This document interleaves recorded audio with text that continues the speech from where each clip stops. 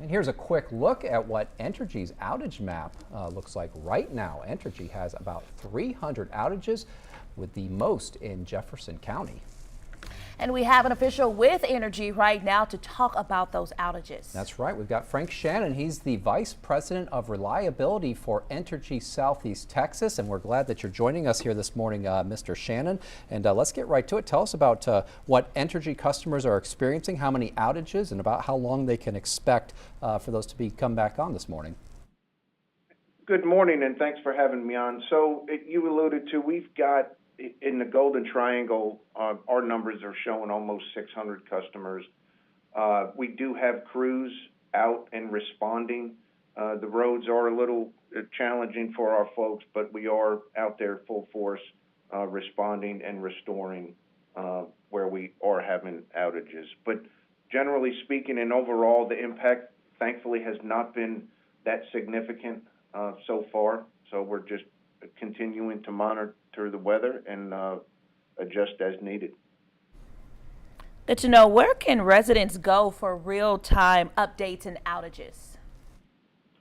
Yes, ma'am. So we have the various social media channels, Instagram, Twitter, Facebook.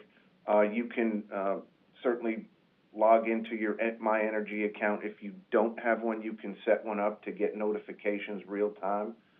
Those are some avenues to keep updated with the most recent information we have. And Mr. Shannon, we want to ask you, of course, what extra resources has Entergy brought in, if any at all? And also the power grid, that's always a question. Should anyone be conserving energy? Is that even a concern in this winter weather storm that we're experiencing? So we did have additional resources come in from our sister company, Entergy Arkansas.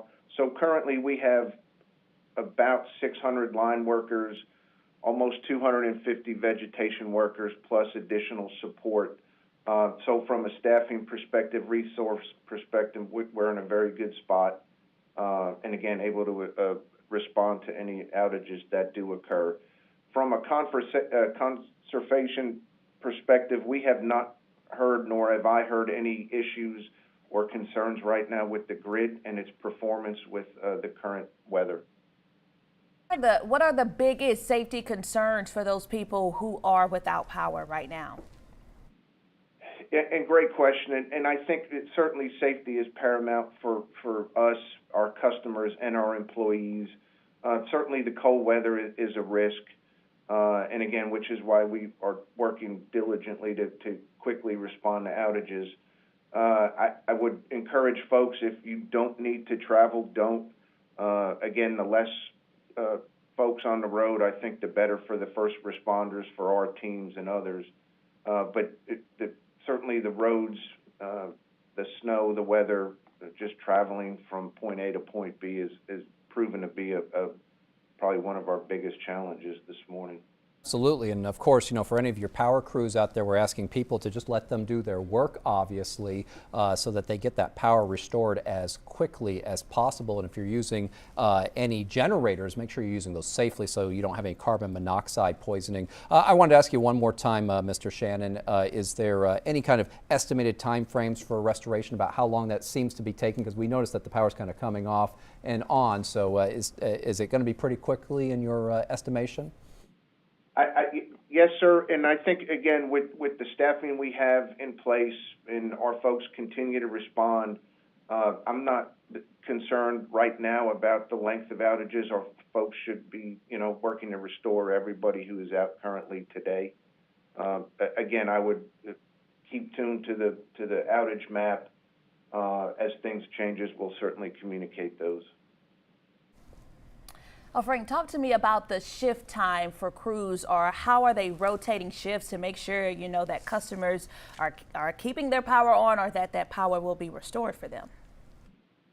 Yes, ma'am. So especially during events like this where we really ramp up and work through our preparation plan, we always commit to having crews working 24 hours a day. So whether it's day, night, or in between, we're going to have, our first responders, our troubleshooters, and our line crews, vegetation crews, whatever it calls for, working around the clock.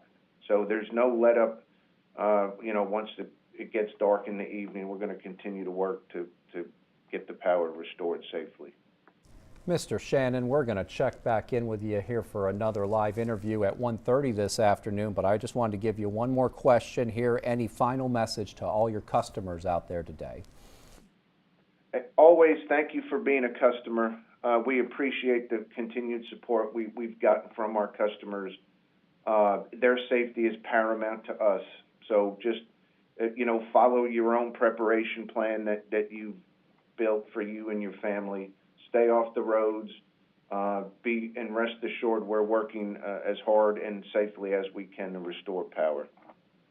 All right, thank you so much. Now, if your power does go out, we want you to know to close off rooms you don't really use to avoid wasting heat. Close your blinds or curtains to keep as much warmth in as you can. Stuff towels or rugs in the cracks under doors, and wear plenty of warm layers that are loose and lightweight.